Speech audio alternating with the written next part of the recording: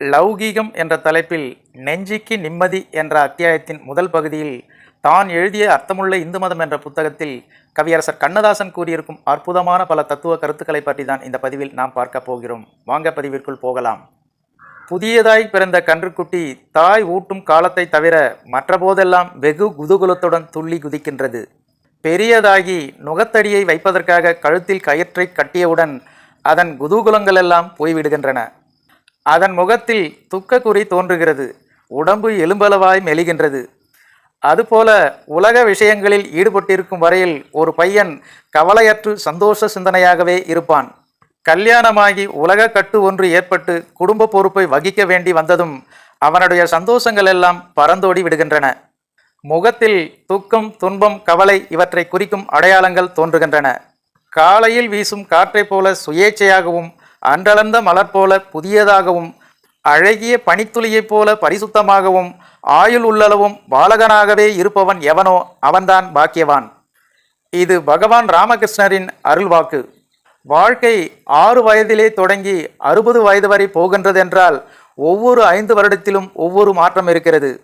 5 வருடங்களில் பாராளுமன்றங்களும் சட்டசபைகளும் மந்திரி சபைகளும் மட்டும் மாறுவதில்லை, மனிதனுடைய மனதும் உடம்பும் மாறுகின்றது.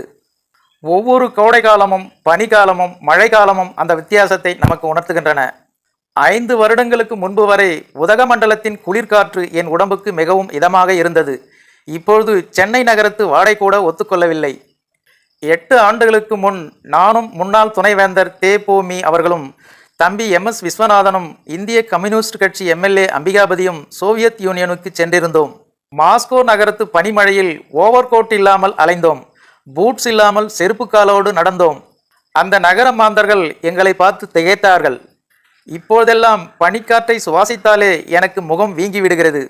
காலங்களாலே பருவங்கள் மாறுகின்றன. பருவங்களாலே உடல் மனோநிலைகள் மாறுகின்றன. பொறுப்பு வளர்கின்றன. நெஞ்சு நிறைய இருந்த நிம்மதி மெதுமெதுவாக குறைந்து அந்த இடத்தில் துக்கமும் துயரமும் உட்கார தொடங்குகின்றன.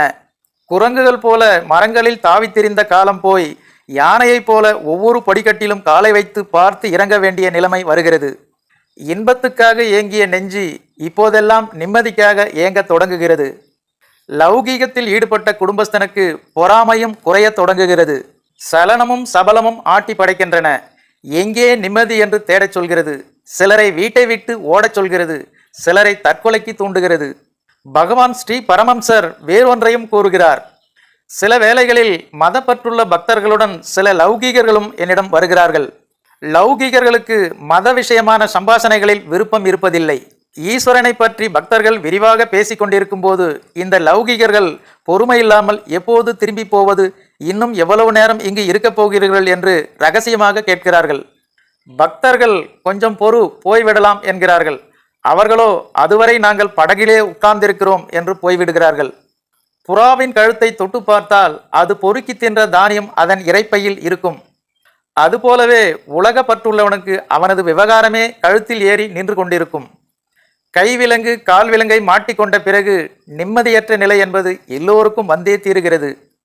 ஆரம்பத்திலிருந்தே துன்பங்களை விலக்கி கொண்டு வருவது எப்படி என்பதை அர்த்தமுள்ள இந்து மதம் 4ஆம் பாகத்தில் சொன்னேன். இப்போது லௌகீகர்கள் எந்தெந்த வழியில் நிம்மதியை நாடலாம் என்பதை விவரிக்க வருகிறேன். ஓகே ஃப்ரெண்ட்ஸ், நிம்மதியை எந்தெந்த வழியில் நாடலாம் என்பதை கவியரசர் கண்ணதாசன் தான் எழுதிய அர்த்தமுள்ள இந்து மதம் என்ற புத்தகத்தின் அடுத்த பதிவில் காணலாம். அதுவரை உங்களிடமிருந்து விடைபெறுவது ஐ எம் சி இளங்கோ. நன்றி, வணக்கம்.